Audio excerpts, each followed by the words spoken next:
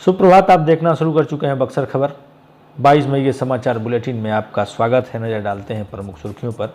सिमरी के बधार में वृद्ध की हत्या,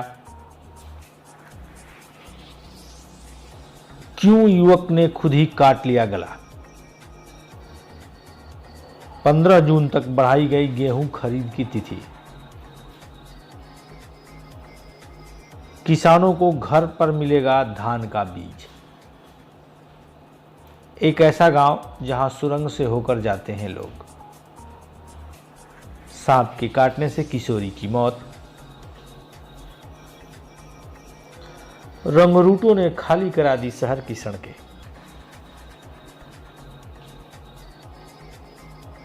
स्वास्थ्य विभाग की सलाह, 4 माह बाद ले टीका। लगातार घट रही है संक्रमितों की संख्या। यह थी आज की प्रमुख सुर्खियां। हमारे समाचार बुलेटिन के प्रायोजक हैं आरके ज्वेलर्स, आकर्षक आभूषणों के विश्वसनीय विक्रेता यमुना चौक एवं कामधेनु नेक्स्ट, नए जमाने की मजबूत सरिया। अब खबरें विस्तार से। सबसे पहले चलते हैं सिमरी की तरफ। आज शनिवार की सुबह यहाँ की खबर ने चौंका दिया। तिलक राय हाता ओपी के बड़का राजपुर गांव के बधार में 65 वर्षीय छोटक गोंड की किसी ने निर्मम हत्या कर दी है। उनके सर में गहरे चोट के निशान देखे गए। सूचना मिलने पर डुमरांव के एसडीपीओ के सिंह एवं अन्य पुलिस पदाधिकारी वहां गए। वृद्ध छोटक गोंड की हत्या किसने की है, अभी इसका कुछ पता नहीं चल पाया है। ऐसी ही घटना औद्योगिक थाना क्षेत्र के साहूपारा गांव में हुई है। यहाँ के युवक रोहित पांडे, जिसकी उम्र महज 23 साल थी, उसने आज शनिवार की सुबह अपना गला रेत लिया। परिजन उसे अस्पताल लेकर गए, लेकिन सदर अस्पताल के डॉक्टर उसे बचा नहीं पाए।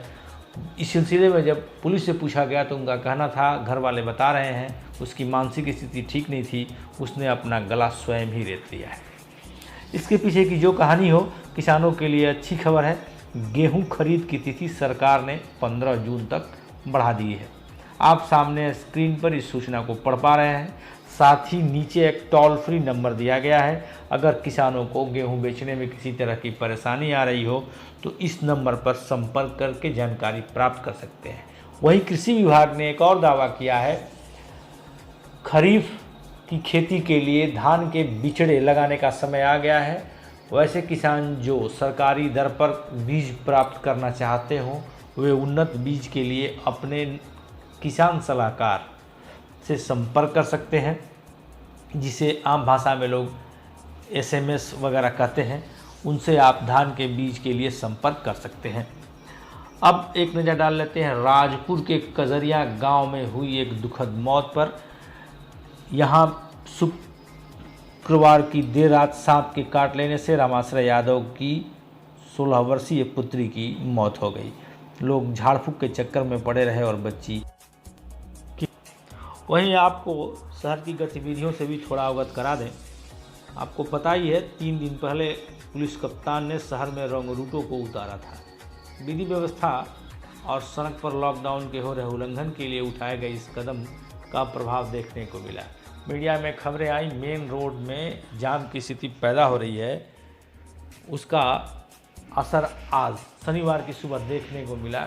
10 बजे के बाद जैसे ही दुकानों के बंद होने का समय आया, सभी चौक पे रंगरूट सफ़ेद टी शर्ट पहने तैनात दिखे और फिर उन्होंने किसी से नहीं पूछा कि आप क्यों और कहाँ जा रहे हैं। नतीजा, बहुत कम समय के अंदर ही सड़कें खाली हो गई।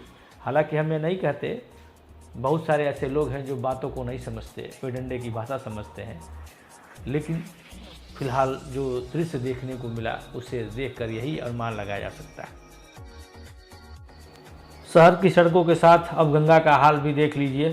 सामने का दृश्य चौसा महादेवा घाट के समीप का है।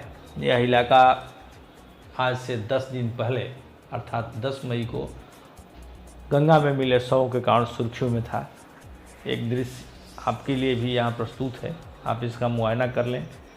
गंगा में निगरानी लगातार की जा रही है, इसके लिए पदाधिकारियों की टीम तैनात की गई है। शनिवार की सुबह सदर एसडीओ के उपाध्याय बक्सर से लेकर चौसा तक इसका मुआयना करने गए। दुनियादारी के बीच गांव की समस्या पर भी एक नज़र रखनी ही चाहिए। यह सामने जिस टनल सुरंग को आप देख रहे हैं, यह किरपुरा पुलिया पथ पर रेलवे पटरी के नीचे बनी हुई सुरंग है। इसे होकर कई गांवों के लोग आते जाते हैं, लेकिन जब बारिश हो जाए तो इसकी दुर्दशा के क्या कहने। लोगों की प्रार्थना है प्रशासन इस पर ध्यान दे।